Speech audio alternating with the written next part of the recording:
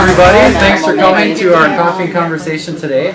We have a fascinating topic with Julie Rittenhouse here. It's agreed to be here, our bee expert. So she's going to have plenty of time for questions. So it should be really a fascinating discussion, and we appreciate you coming. So thanks, Julie. So hello, I'm Julie Rittenhouse, like you said, and I got married into this beekeeping business.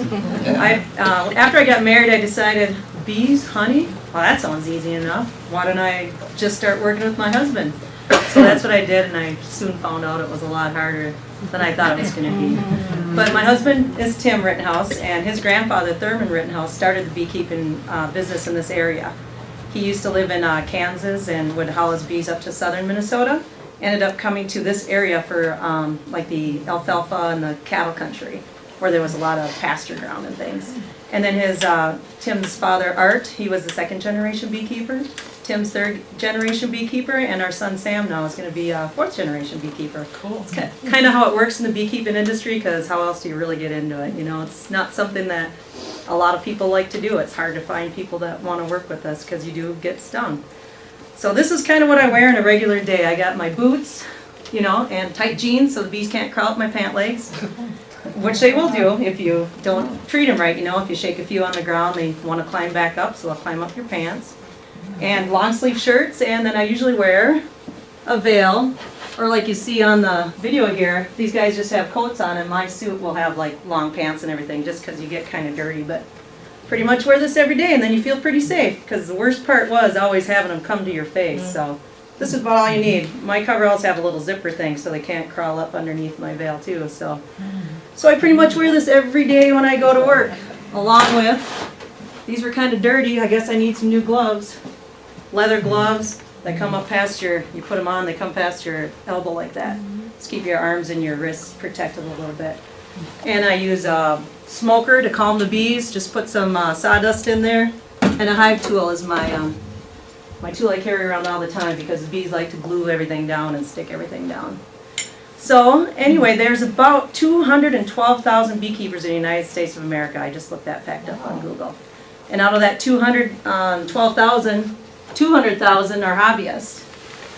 10,000 are small-time or sideline beekeepers, which have 300 or less colonies, and only 2,000 are actually commercial beekeepers that do this for a living. And we're one of the 2,000 that are doing this as a living, running over 300 hives. But we run about 2,000 to 3,000 hives. We're kind of at the small end of beekeeping, but big enough for my husband and me and maybe 2 people to help us work. So now it's my husband, me, and my son, and maybe one part-time hired guy. So the more would be easier, but that's kind of what we can financially handle at this time. Because our income is, of course, honey, and we only make honey in this area in Minnesota. And the other half of our income is from pollination. And we send all of our bees to California for almond pollination. I don't know if you've heard about that, but there's a lot of it's the almond trees are 98% dependent on a honeybee to pollinate their crops to produce the nuts. So, and since there isn't that many beekeepers in the United States, everybody from the United States moves out to California. We're having a lot of issues you've probably heard about on TV, colony collapse disorder, something that they've kind of a new phrase to kind of describe the problems we're having with the bees, and it's of various things. A mite they have, which is like if we'd have a wood tick this big on us, it's called a varroa mite. The varroa mite will lay eggs as the bees are young, and it will attach to the larva, and it will just suck the life out of the bees. Or if it's on an adult bee, they just attach to it and suck the life out of them. Like feeds on the bee's blood. I'm not sure exactly what kind of blood they have, but and then it makes them sick, get other diseases too, and you know, like getting the flu and different viruses and stuff. So they have that problem, and pesticide use on corn and soybeans and things like that. So that's getting to be a big problem now. A lot more use of pesticides. So hopefully the country can figure out sooner than later to kind of, you know, ban a few of them. They've done that in Europe. They banned 3 different types of pesticides that are used in the United States that they've contributed to their bee losses, and we are trying and pushing real hard for that to happen here. But it's really hard when you have an industry with 2,000 beekeepers that are doing this for a living to get enough lobbyists and a lot of people in the government to help you out. So we got one more person coming here too. So anyway, you guys are welcome to ask questions at any time, and I hope I'm talking loud enough so everyone can hear me. But if you have any questions, there's just a lot of different things I can talk to you about, and I can go in lots of different ways. And I have a video on showing you how we extract and take the honey from the bees that we can look at a later time. But yeah, I take questions at any time. So Amy? I just noticed that, your clothing is white and it seems to be traditionally white. Is there a reason for that? Yes, the bees' natural predators are bears and skunks. Skunks will come up to the hive entrance and they'll scratch on it. The bees will get stuck in their fur and then the skunks will eat them. So they do not like dark colors. That's why I'd wear like this color or white, and I usually don't wear makeup or perfume when I'm working because they don't like the different smells and stuff. The more natural you smell, the better. And they can also actually detect fear in people, and that's why people who are afraid of bees generally get stung more, because you emit an odor that we can't detect, but the bees can, and if they smell that, they'll attack you more. And if you do get stung, which I used to get stung a lot more when I first started beekeeping. My first job was kind of interesting. My first job was to stay home with Tim's grandpa Thurman down in Louisiana. We used to bring our bees from Minnesota to Louisiana, back and forth, and make up our dead colonies in Louisiana. And now we quit doing that because we were going Minnesota, Louisiana, California for almond pollination. We've only been doing almond pollination for about 10 years, maybe 12 years now. But we used to go to Louisiana for another honey crop and earlier spring so we could work our bees, more all year. But anyway, I'm home with Grandpa thinking, oh, this is easy. How hard can Grandpa work? Well, he grew up in he was born in 1917, so yeah, he worked real hard. He worked before they had forklifts and, automated stuff. So we were catching queens. That's my first job, and you can't wear gloves when you catch queens because here's a picture of a queen, and this is, of course, quite blown up.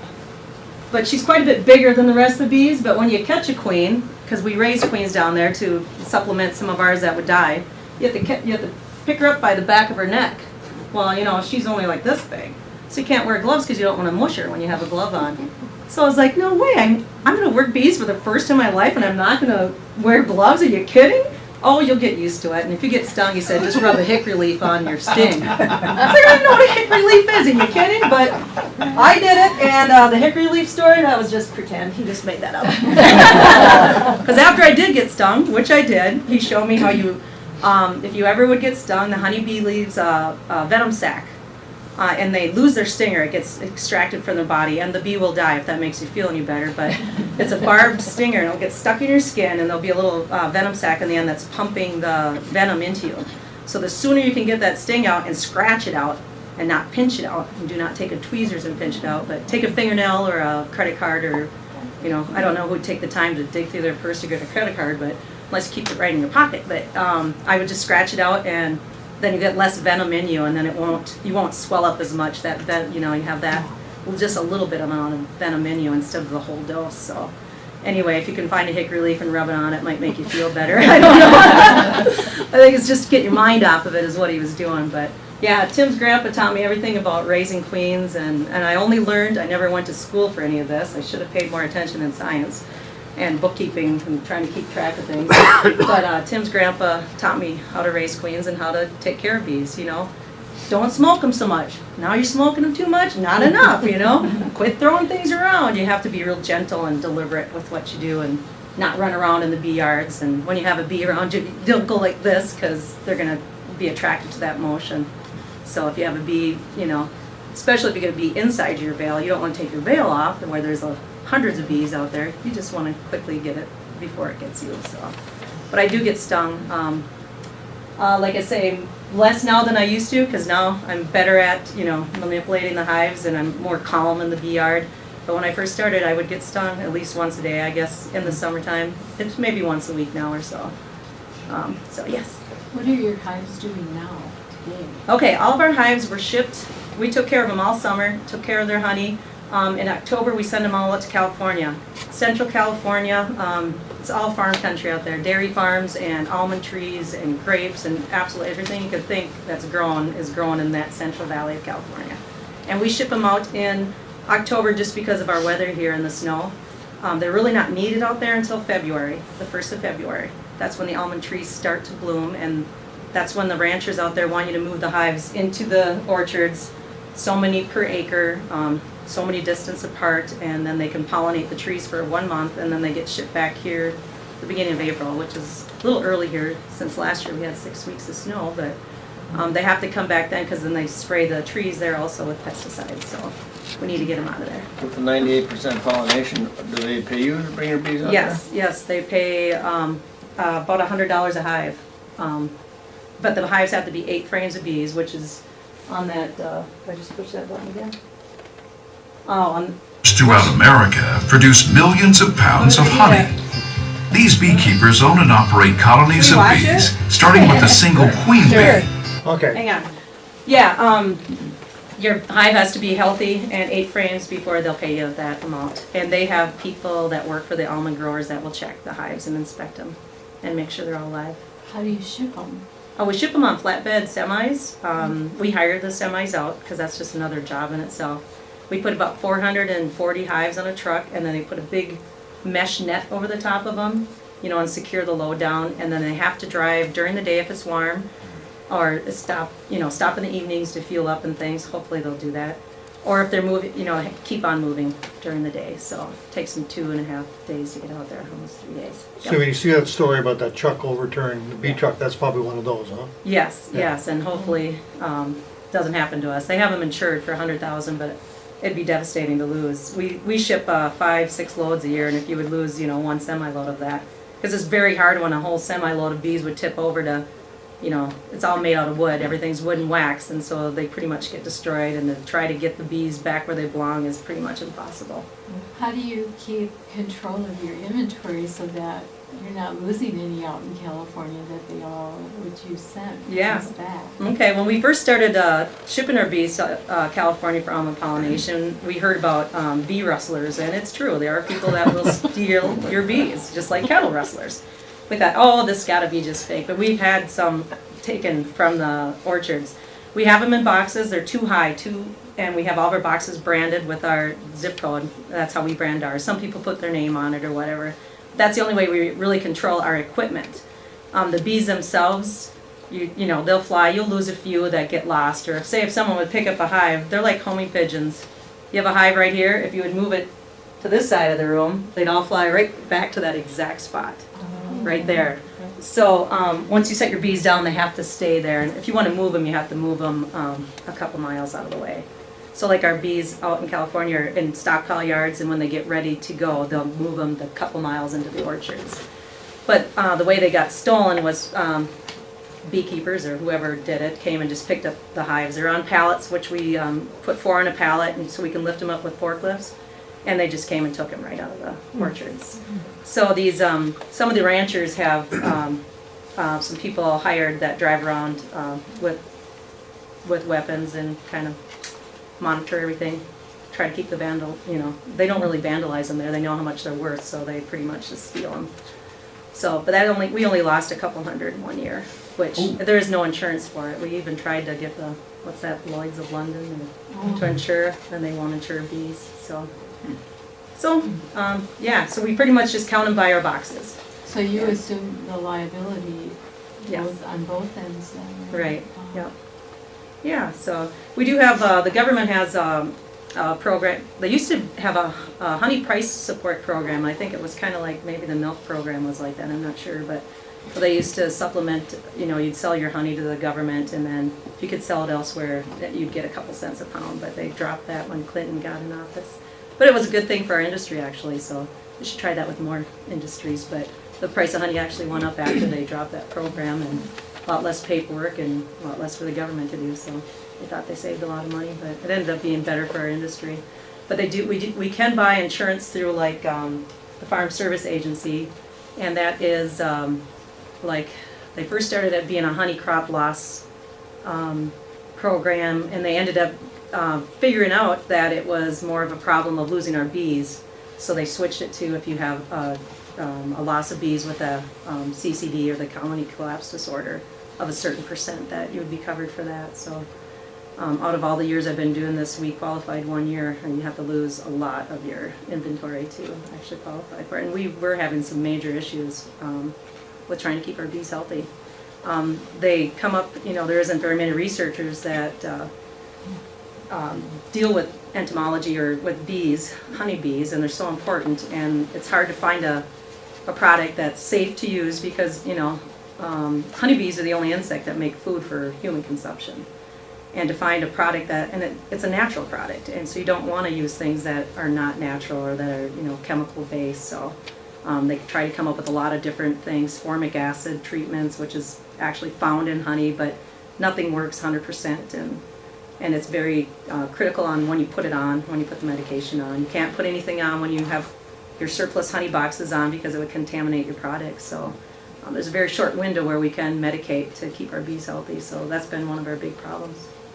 I saw in a documentary too, when you're talking about honeybee prices, that China is bringing in honey and it's not pure. Right. It's full of junk, and so that affects, if they're, bringing all that honey in, that's affecting the prices that you would have. Right, and there's actually, the government did put a tariff on Chinese honey, 270% tariff if people in the United States would buy honey from, or they'd ship it in from China, because they can use any kind of chemicals they want. They pretty much destroyed their landscape in China by spraying pesticides and things. They have people going through their pear trees, hand pollinating them, because the beekeepers can't keep their bees there because they've destroyed most of the beekeepers' bees, and it's too dangerous because they'll kill them because of their pesticide use. But people crawl through pear trees, dip their little brush in pollen that they've collected, and go to every blossom on the tree. Can you imagine doing that in the United States of America? Who would we hire to do that? We'd have to ship over the Chinese to do that, apparently. I don't think anyone would want to do that here. So, I mean, I wish everyone would see that, to realize how important it is. The honeybees work hard all the time to pollinate things that we don't even think about. So, so it's important to keep them alive. And I like dandelions. You don't have to spray your dandelions in your yard. That's a great honey crop. It keeps us, we don't ever collect it and eat it because they use it all up before our other crop comes in, but it helps them raise their young when they come in the spring, and we see dandelions everywhere. We know we're ready for the bees to come here, and they have something to supplement and raise their young on. Yep. How far from the hive does the honeybee go? Oh, they'll go up to 5 miles. Wow. Yep.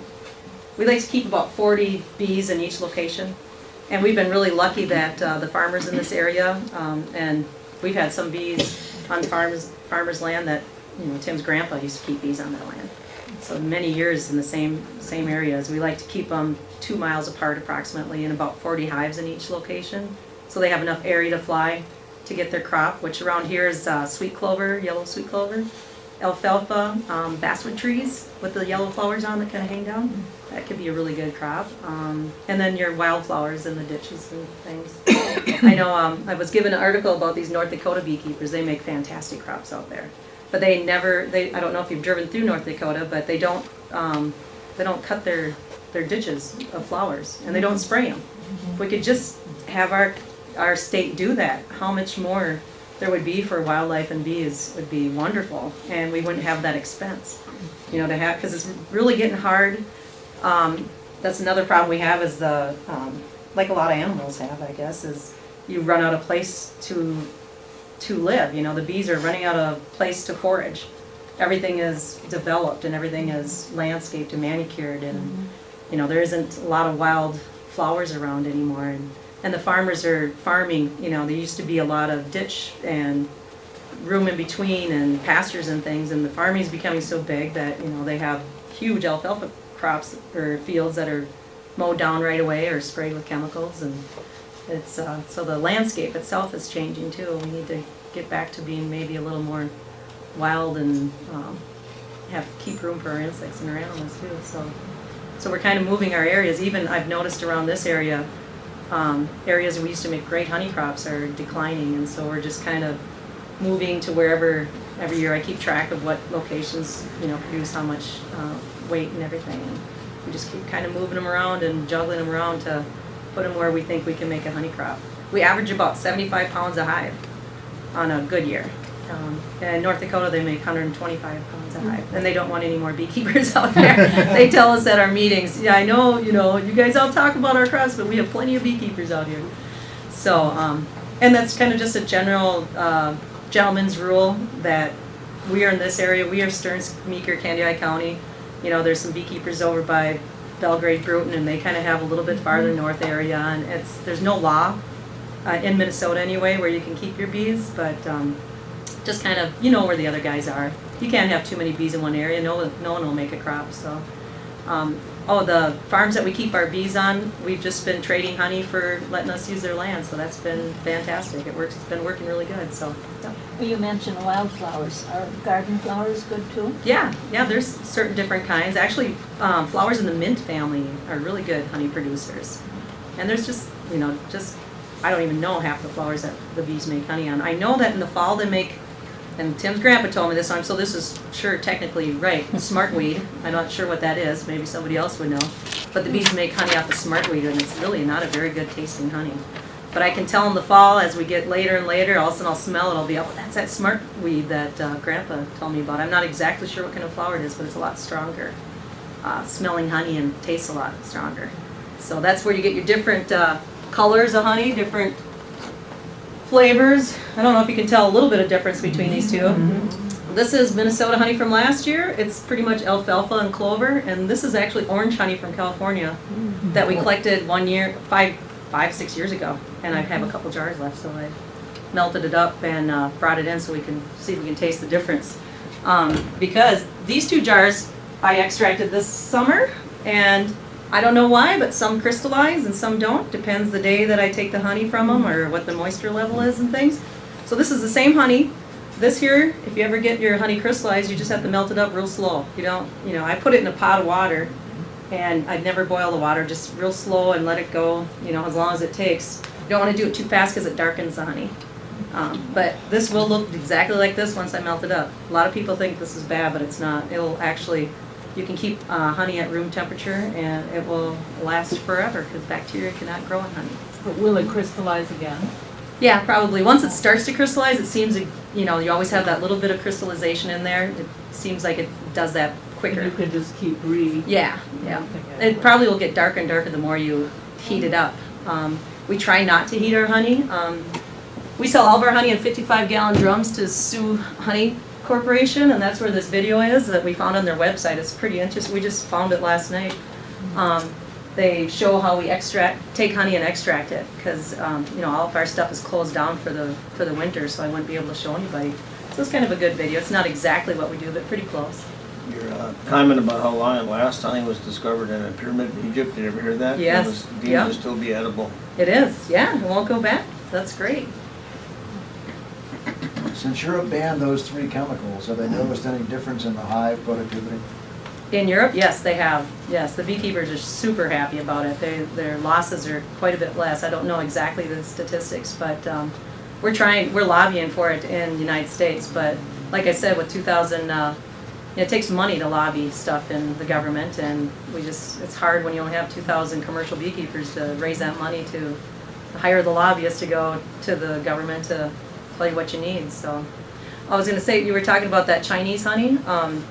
So they had an anti-dumping suit on that, and they did collect tariffs and so we are actually getting compensated for some of that happening. Chinese were shipping in that terrible honey, and some of it wasn't actually honey. They would put corn syrup and dump a little bit in just to make it like honey, because corn syrup is 10 cents a gallon and honey is, or a pound, and honey is 2. And so we are getting money from the government, from the tariffs, from the Chinese people importing it from China. But they're smart too, and now they're filtering it through other countries. They're shipping it to Argentina, and then from there relabeling it and shipping it in. So, but they have sent a couple people to jail for doing that. So it's real hard because we want to keep a good product. For our, you want to know what you're eating when you buy it at the store.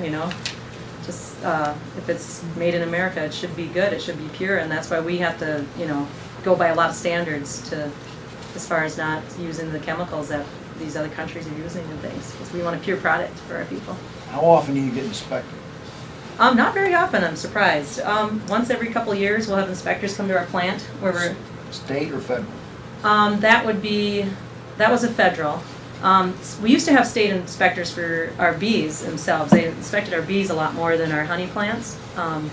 We have guidelines through being Sioux Honey members that we have to keep our association also inspects our buildings too. Because they're the packer, and we're giving the product to them, and then they're packing it to go on the shelves.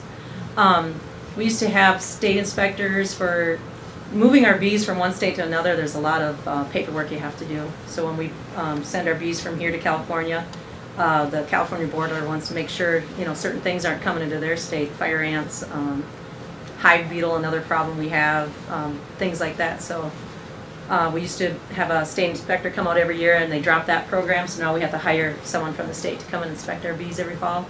And then they'll look at them and then give us a paper, and then we can get them to California. So, but at the bug, I don't know if you've ever been at the bug station at the border of California, but they're pretty fussy. They'll take a whole semi-load of bees that they find. When we load the semis up with the bees on pallets, I take like a brush, and I figured out my glove was the thing that worked the best, and just wipe all the cobwebs and the dirt and everything from underneath. And so there's no extra dirt, no cobwebs, no things that California doesn't want to see coming into their state. Or they'll turn a whole truck around and you have to pay for it to come back. So trucking is a very big expense to get the bees out there, but hopefully our bees survive the winter when they're there, and it makes it worth it. So What trucking company do you hire? just any various ones that ship bees. We like to have people that have shipped bees before. They have their own nets then and things. We used to have nets, and So what company around here? oh gosh, couldn't even have a name of one. Oh. I have no idea. We've been going through a broker lately that finds them for us, because when we need them like yesterday. And they know where the guys are that haul a lot of bees and stuff. Yep. So before you took them to California, would you take them to Louisiana, or can they stay in that hive over the winter here or not? Yes, they could stay in the hive over here Okay. until we got that burrow mite. Oh, So I we see. used to, before we did California pollination, we would ship our bees to Louisiana. We can make an additional honey crop down there. And we also can make up our dead. We lose about 10% normally on our number, just from queens going bad.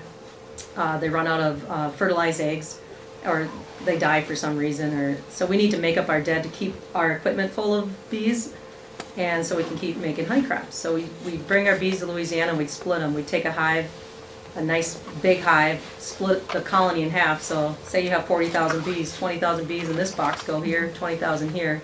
The old queen's here, and we put a new one in the one that doesn't have one. So that's how we made up our dead. Tim's dad was selling that business. We decided we didn't want to do 3 states and buy 2 full businesses. So he sold that business to somebody else, and now we just do Minnesota, California. So we've lost that opportunity to make up our dead out there. So or to raise queens also.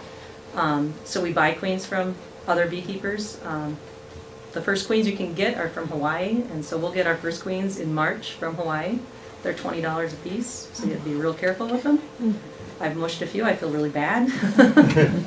Also, the southern states the beekeepers raise. There's some people that just raise queens for a living, and they don't make honey, because that's a very laborious and intensive job in itself. I know how to do it. I've tried it in Minnesota. We just don't have a good enough spring. You know, you raise a queen, she has to get out and have 2 weeks of good weather to mate, and was not happening around here. So it's more economic for us to buy them, actually, even at that price, from other beekeepers that do that strictly queen raising. This is probably a dumb question. Can a plain bee become a queen? All worker bees are females. The workers are just not fertilized like a queen is. When a queen is a 2-day-old egg, she's fed strictly royal jelly, and that makes it so she can be fertile. Yeah. So, and the colony will know themselves. I don't know if I have any more pictures of it. They'll know themselves if their queen would die one day, they'll pick an egg, a 2-day-old egg, and start feeding it royal jelly. Here's a picture of the royal jelly in the larva stage. And that will become a bigger bee, like the queen, and it'll be their queen. And once she hatches, she'll go out and mate for about a week or 2, and hopefully she'll have good weather, and she'll mate with as many drones as she possibly can, because that will be the only time she goes out to mate. And then her sac is filled with spermatoza, and she'll have all she needs for the rest of her life to lay eggs. Up to, I never remember the facts on it, but how many eggs she lays in a day. Well, in her life she'll lay like 200,000 eggs, but 1,200, 1,200 eggs a day. And she, that's in major production time, like when they're going to make their honey crop. They want their hive to be as big as possible.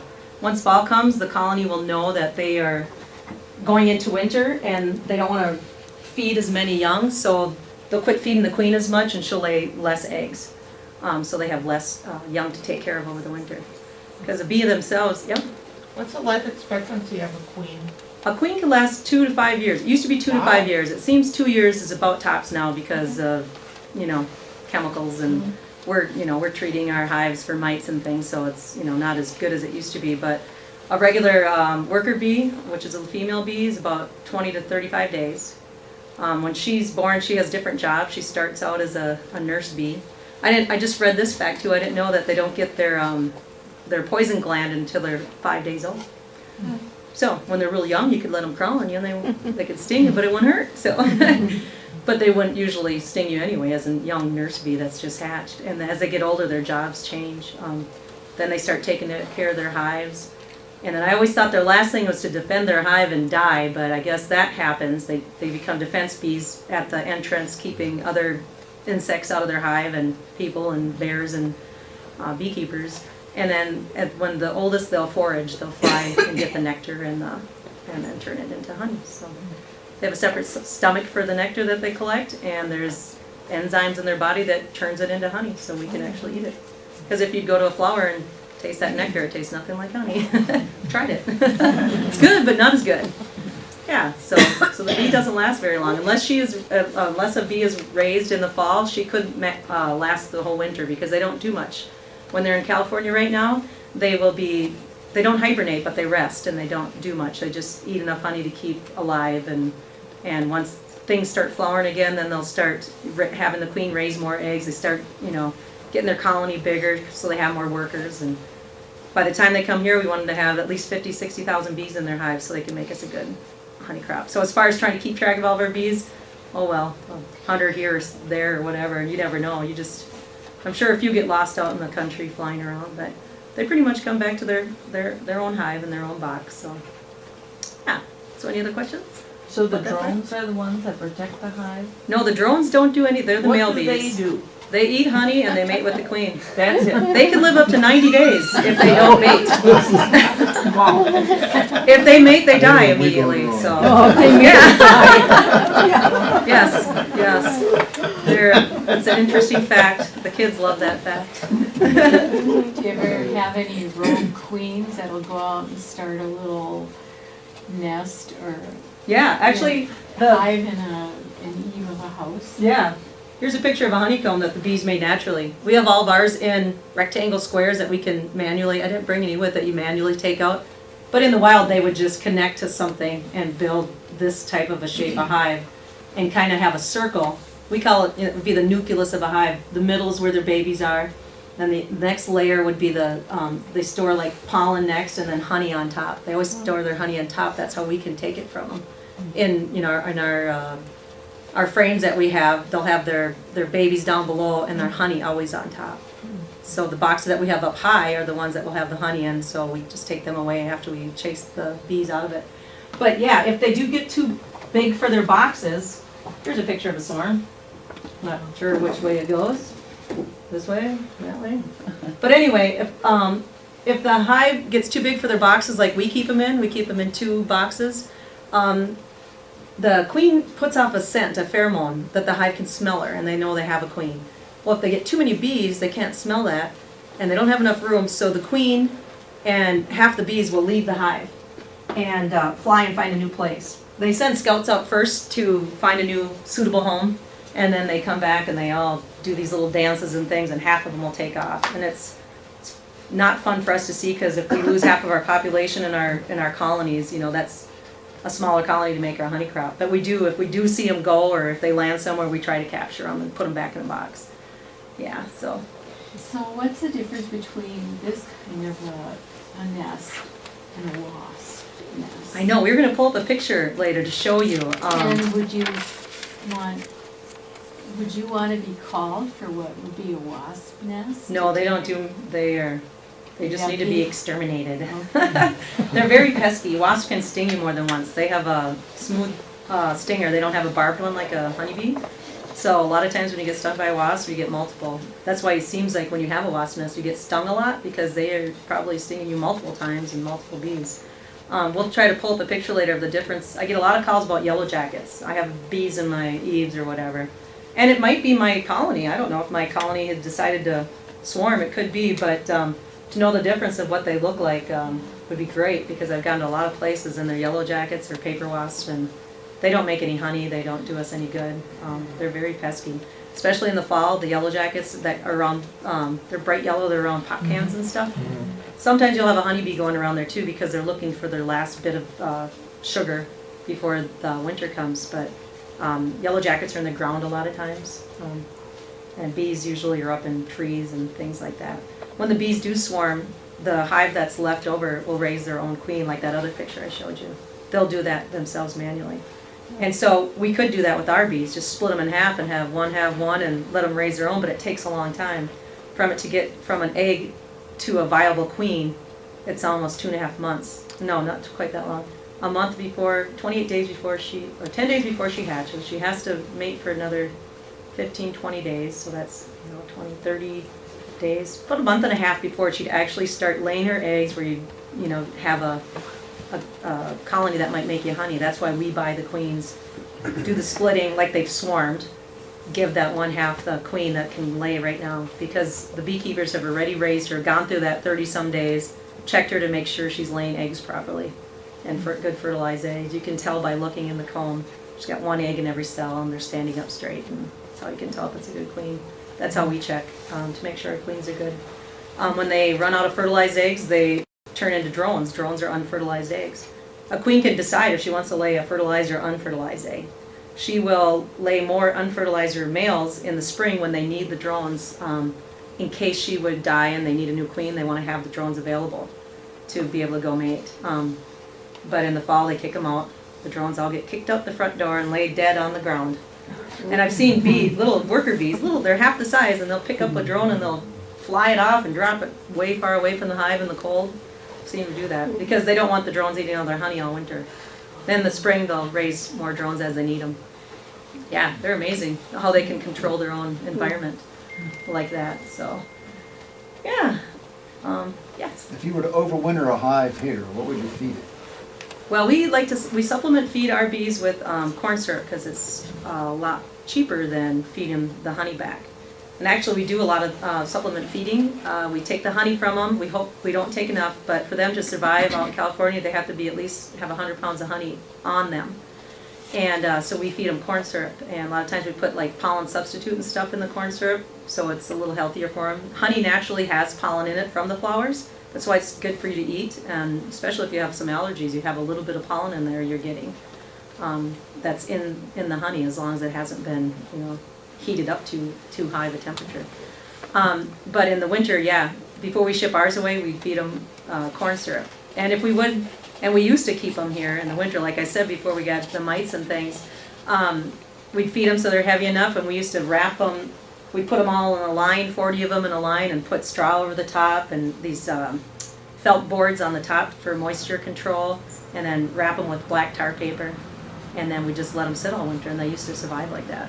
And when Thurman, Tim's grandpa, used to run bees, they wintered all their hives like that. They just had different hives in Louisiana that they'd manipulate down there, and we'd come home in the spring and unwrap them and let them fly.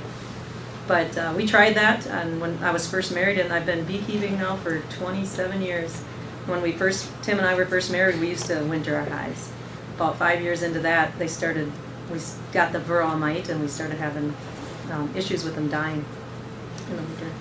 Any thoughts on why the mite is becoming an increasing problem? Is it just, well, don't know? It was never a problem when we didn't have it. It was all shipped over from Europe and Asia on rogue bees that would get on ships and things. Okay. Then they started in Florida. A rogue hive would come there, and then it just spread throughout the country. That's how we started getting the mites. There's a tracheal mite they first started having. It would affect their breathing tubes.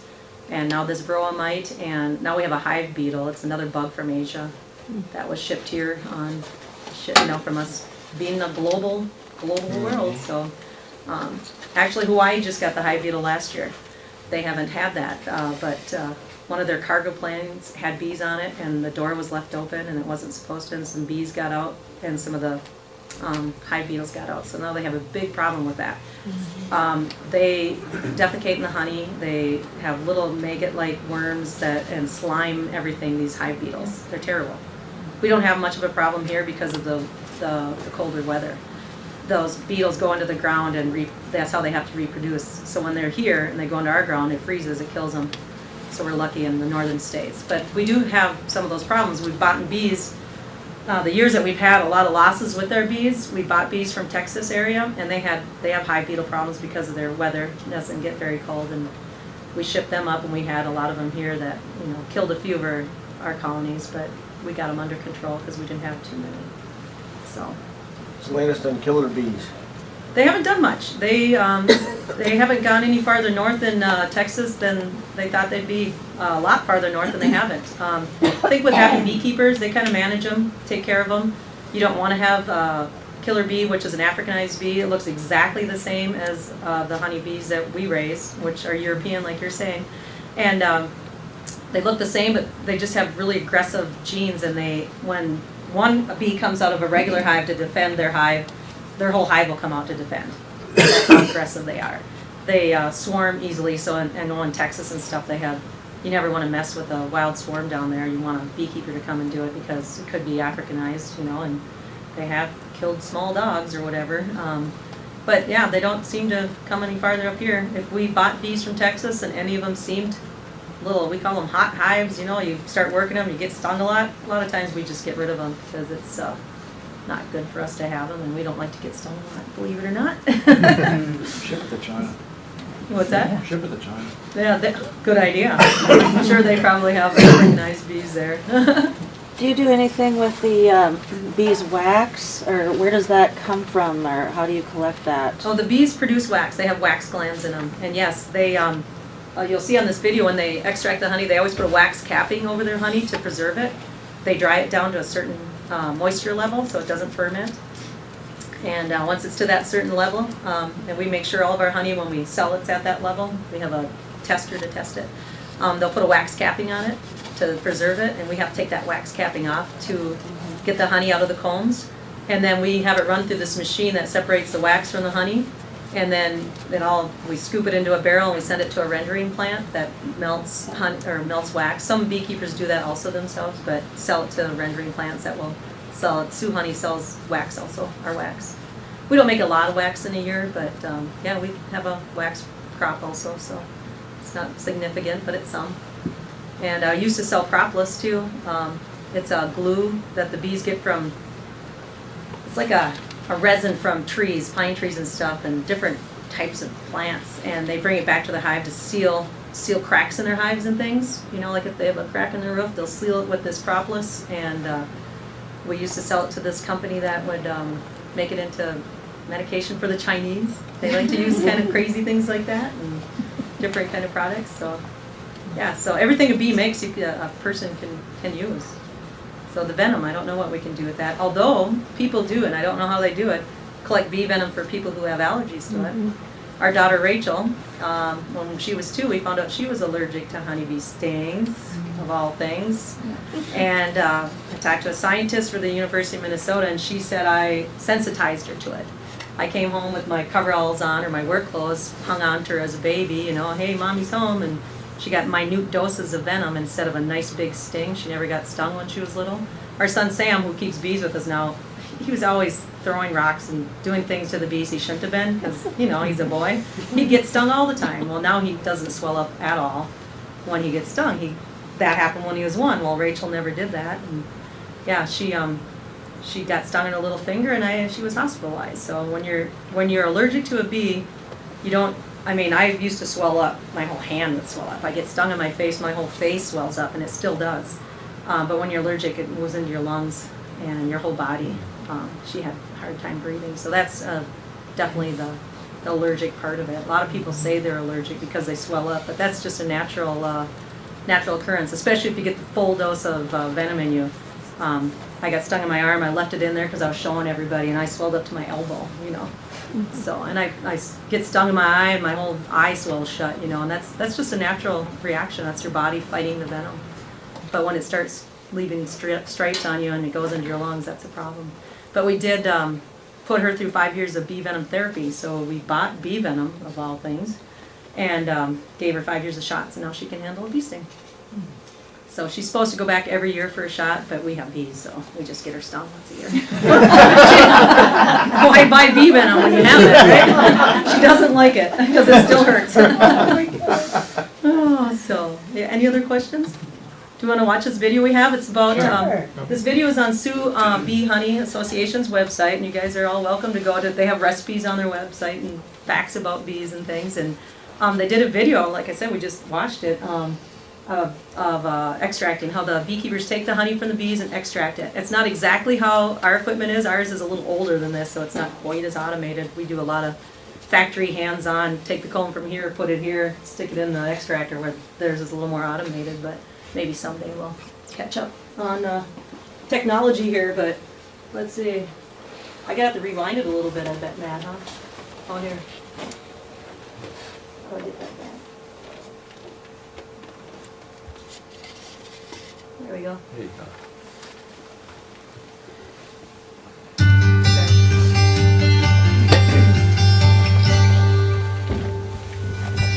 Every year, thousands of beekeepers throughout America produce millions of pounds of honey. These beekeepers own and operate colonies of bees, starting with a single queen bee that can lay up to 2,000 eggs a day.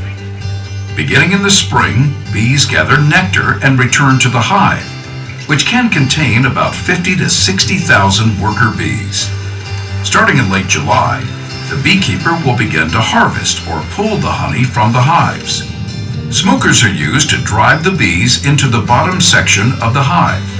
This process is harmless to the bees, and only natural ingredients are burned to create the smoke. The boxes, which are called supers, are then put on a pallet, loaded into trucks, and transported to the honey house. At the honey house, the supers are unloaded and stored in the hot room, which is kept at a constant temperature of 100 degrees to decrease the viscosity of the honey, making it easier to remove from the comb. Each box from the hive is placed on a conveyor to remove the individual frames. From there, they enter the uncapping machine.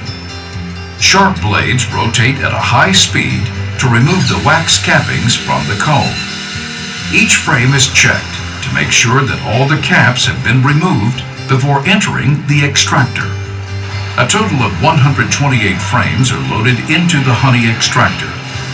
During the rotation, which lasts about 12 minutes, honey is spun out of the comb to the outside of the extractor and pumped into a spin flow separator. The separator is simply used to remove any wax particles that are still present in the honey. As the separator spins at a high speed, the honey, which is heavier than wax, moves to the outer wall through centrifugal force. After a thorough cleaning, the empty supers are stored for the winter, while the bees are transported by truck to various southern states for wintering. The bees are also trucked to states such as California to assist in the pollination of many fruits and vegetables. Bees play an essential role in pollinating a wide variety of crops, including almonds, apples, cherries, blueberries, and melons. The extracted honey is stored in large 2,500-gallon tanks, holding 60,000 pounds of honey. Honey is poured into 55-gallon barrels or directly pumped into stainless steel semi-tankers. It is then transported to one of Sioux Bee Honey's 3 honey packaging plants. Located in Anaheim, California, Elizabethtown, North Carolina, and Sioux City, Iowa. Once at the plant, the honey is pumped or poured into large melting and blending ovens. From there, it goes through a state-of-the-art packaging system, leaving only pure 100% natural honey. Sioux Bee honey containers are filled, inspected, and packed into cases for delivery to grocery stores around the world. The honey harvesting process has made many advances since the Sioux Honey Association was formed in 1921. But one thing remains the same: Sioux Bee Honey's proud tradition of supporting generations of American beekeepers and their families. Hi, my name is Tim Holman, the owner of Home and Apiaries in Dante, South Dakota, and I'm here with my crew, my wife Michelle, my son Alex, and my brother-in-law Dan Kotab. This is my crew year-round. I'm an American producer, and we're really proud of the product that we put out there. We feel that our product is second to none. Most companies like mine, or the size of mine, are actually generation to generation. Grandpa was a beekeeper, Dad was a beekeeper, and now the sons are taking over the outfit, as my son probably will someday, I hope. Sioux Honey kind of has that same feeling when we call down there and we talk to the people. It really is kind of an extended family. I'm an American beekeeper producing an American product. That was kind of a cool video. They're a little more, that must be the company that made it. Yeah, their extracting thing was real long and automated, and we don't have that yet. We have one where we manually put every comb on a conveyor belt, and it's got blades that go around this way.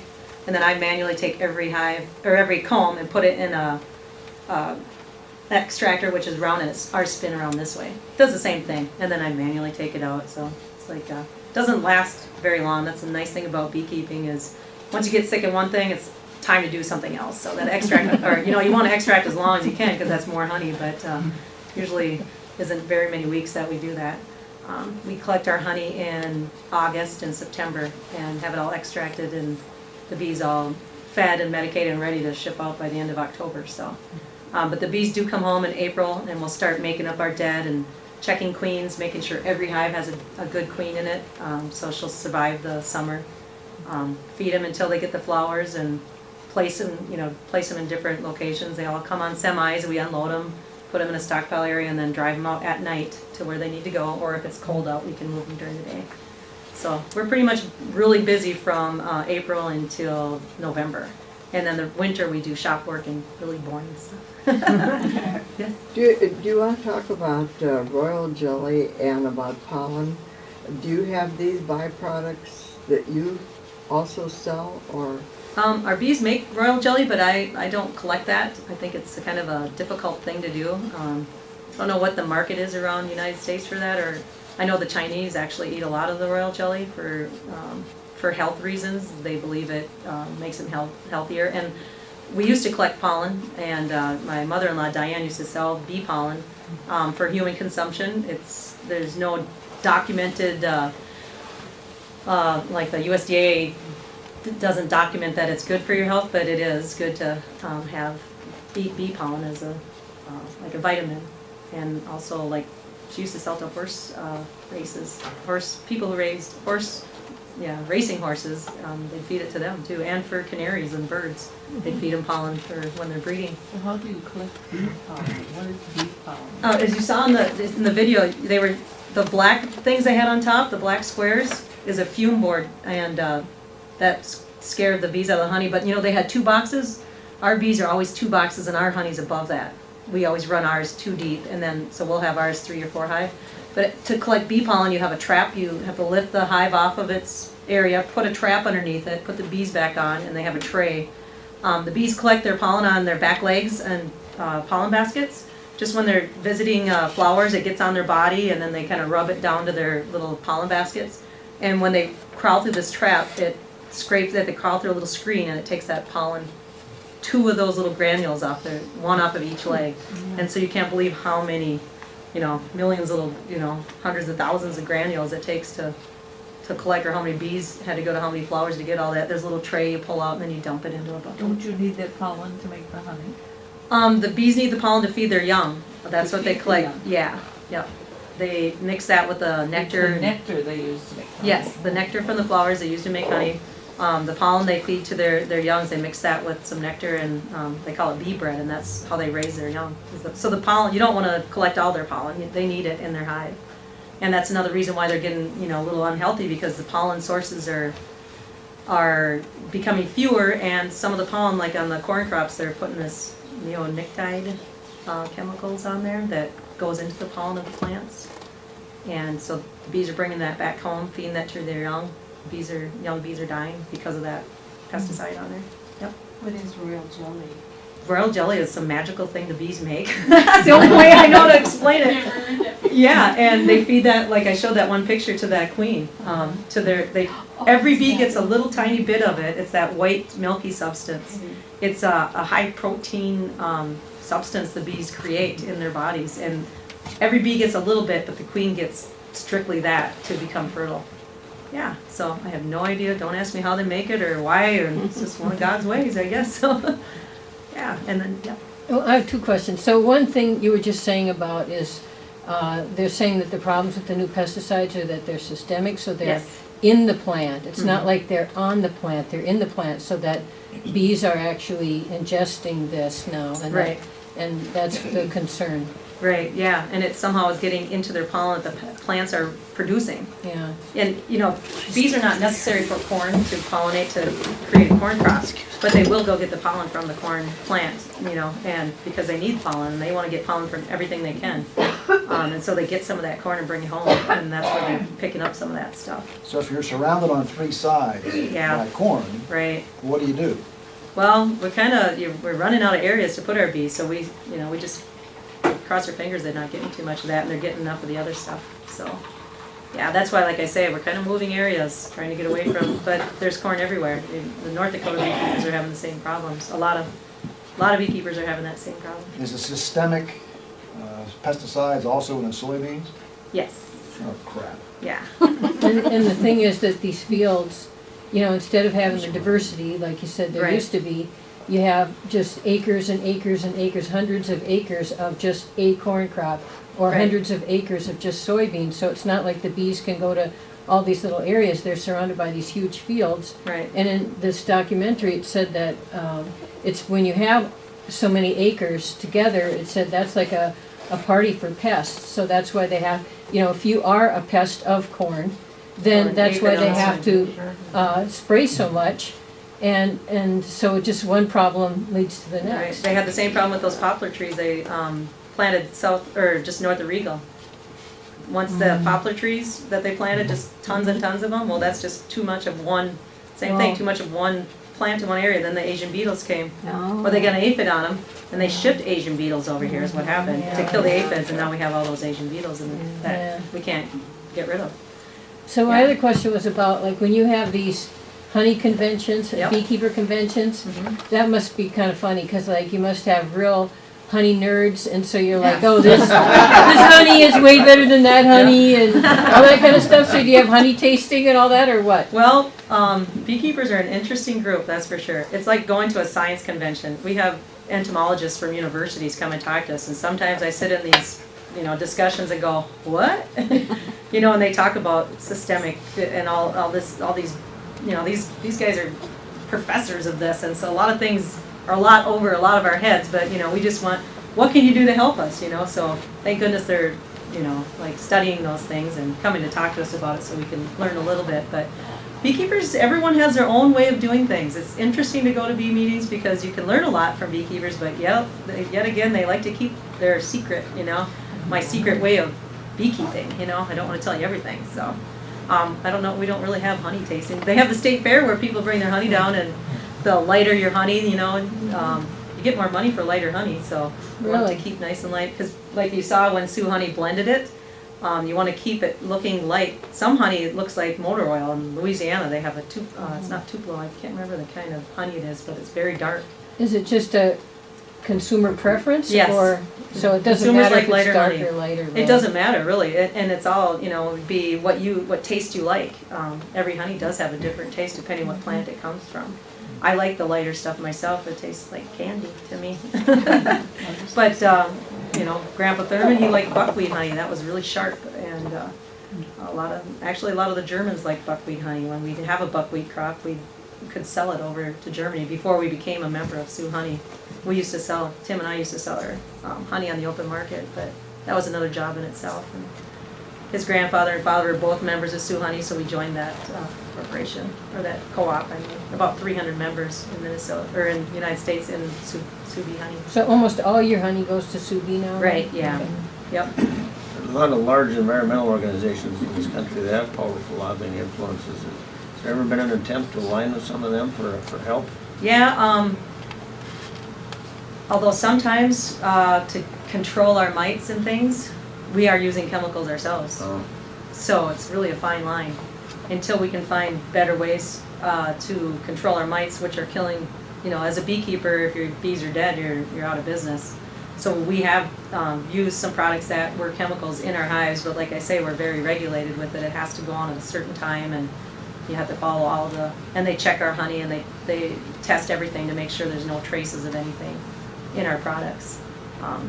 So yeah, there's a little fine line there, because we want to use some of it, but I'm sure with the farmers too, they have to use that, or their crops are probably half, so I don't blame them, but hopefully we can find different things that work for everybody. So, and that's where, even with the bees, Marla Spivak is her name. She works at the University of Minnesota in the entomology department, and she does a lot of research for us. And our Minnesota honey producers themselves donate a lot of money. Whenever we go to these bee meetings with a lot of other beekeepers, we always have a fund started for, let's give money to her and she can research and help our bee industry.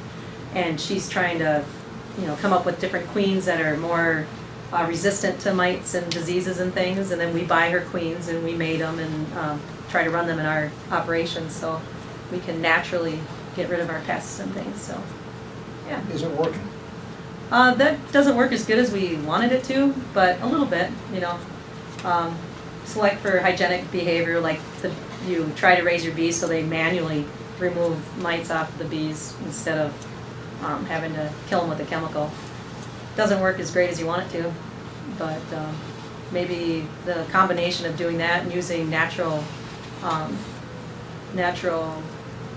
products to kill the mites, like formic acid is a natural. There's a lot of different things. And beekeepers are always, coming up with new things. You try eucalyptus oil with Crisco, and you put a little bit of that in the hive, and then the bees kind of rub it on themselves, and there's just a lot of different things you can try. So yeah, you want to keep your bees alive though, so you can keep in business. It's been tough, but hopefully the bees are becoming a little more resistant to the mites. We didn't lose very many this year. We already we have some beekeepers that are watching our bees for us out in California right now, and they've gone through them all, and I think we sent out 2,200 hives approximately, and we only lost about 300 of them. So that's a good year. That's good. Tim and our son Sam will go out in March, and we'll buy queens from Hawaii and from some southern beekeepers, and they'll try to make up those dead out there while it's warmer weather. Try to get some of them done before they ship the bees back here to Minnesota. And when they come back here, we'll make up. We have another 400 dead hives in our shed, just empty boxes with no bees in it that we have to fill up this spring also. So we'll have to make 700 to about 1,000 hives every year. We have to make up out of our 3,000. So that's a lot. It's a lot more than it used to be. So when they come back in April, then you have to keep them warm, or? Oh, they go out in their locations outside. So yeah, you just. So the temp isn't an issue? It's not perfect. We really should wait till May. But like I was saying with the almond trees, they spray the trees out there, and they want the bees out of them, out of that area. And we used to send them over to the Fresno area to orange orchards, but the orange growers and tangerine growers over there are trying to raise seedless varieties of tangerines and oranges, so they don't want the bees there, because the bees will cross-pollinate and create seeds. So it's hard to find places and people who want our bees in that area, so we just ship them home now. So we used to ship them over there, get a little. That's how I got some orange honey one year. They made excess honey, and I was able to extract it. So. Is it the almond growers that they're absolutely essential for? Yeah, I thought there was some. Yes, the almond trees is what we ship. That's what we mainly. But the bees have to be present, or they just don't get a crop. Right. Yeah. Yep. A lot of other beekeepers will go from the almond trees, and like you saw in that video, they'll move them up to Washington for cherries and apples, and we did that one year too. It was a lot of, you rely on a lot of other beekeepers to take care of your bees, and we weren't happy with the shape that our bees came home with so we decided not to do that again. But we're always trying something new. We had some guy in North Dakota run our bees this summer, just one semi-load of it, because the honey crop has been good there, and he was down on his number, and he was looking for some more hives to fill up his locations, and then they didn't make a crop there this year, so kind of a gamble. But you're always going to try something different, and we have to keep about the number we're running because of the mite problems. We used to run a lot more bees actually when I was first in this because we didn't have the varroa mite, and your biggest problem was them swarming, not getting them to them fast enough, putting enough boxes on them. They start small, and as the season goes, they get bigger and bigger. So when you see hives out in the country, when they first come in, there'll be 2 hives like that video showed, and then we put 1, 2, 3 more boxes on top where they'll store their honey, depending on the colony size. One hive might be too small, they'll make 1 box of honey, the next one might make 3, depending on what their population is like. So that's why you'll see them uneven later in the summer. As they get bigger, are they more susceptible to things like windstorms and so? Would they have to go out there and check them, or? don't they Yeah, have if a- a storm goes through, we usually drive around and make sure like their covers don't come off. I mean, especially if we've been peeking into them and things, and because they'll glue their stuff down, like they'll glue their lids down, so they're stay on. But if we go and we crack the lids up, that's what we use those hive tools for. They got it glued down really good. And then a windstorm comes by, well, there's all those lids that blew off. So then we'll go check them out, and we need a plane so we can fly around. If anyone wants to do that for us. Contact Amazon, they'll give you a drone. Yeah. There you go. I saw in Popular Science that they have little drone bees. They think that they can pollinate crops, but could you imagine how many of those and how much that would cost? So, not in my lifetime, I hope. So how many different locations do you have, hives? In this area, we have about 80 different locations, and usually if we get to 10 a day for when we, just not really, if we're just going to go and feed them quick and we don't really need to check into them. But if you can do 5 locations in a day, that's a long day. And if we pull honey, 3 locations in a day. So it takes us all summer to get around to all of them. And so once we place them, we really don't see them very often. By the time we, start and do these 5 yards and then the next, and then start over, it takes a while to get to all the bees. So if we had more people, we could obviously run more. Yep. You talk about feeding bees. How do you feed bees? Okay, our boxes are those 2 hives, and we have removable frames in them that are just wood frames with a foundation of plastic, and the bees will build their wax on it. And then there's 8 of those frames and 1 plastic hollowed out frame. That's our feeder, plastic feeder that holds about a gallon of syrup. And we have 1 in each box. And so if they're really light, we'll feed 2 gallons. Otherwise, we just open the lid and put the corn syrup in them. The bees will go to it and move it to either eat it or move it to and store it in their combs until they need it. Yeah, so we buy corn syrup by the semi-load and feed our bees a lot. When they come home in April, there's no flowers blooming, so we need to keep feeding them because they're starting to grow, get more babies and things. Corn syrup isn't as healthy for them. That's where a lot of times we'll add some pollen supplement to them if the flowers aren't blooming especially. What is pollen supplement? Oh, pollen that some other beekeeper has. Right. So it's just pollen. It's pollen that, we buy and Okay. supplement feed them that pollen before the flowers are blooming here. And, like I say, beekeepers are innovative. There's other different essential oils and things that you can feed your bees that are good for their health, just like with people. So, yeah. Any other questions? Or nobody fell asleep. I'm happy about that. I talked one time and 2 people fell asleep. I thought, boy, this is not very exciting. Someone said, bring bees. That'll be exciting.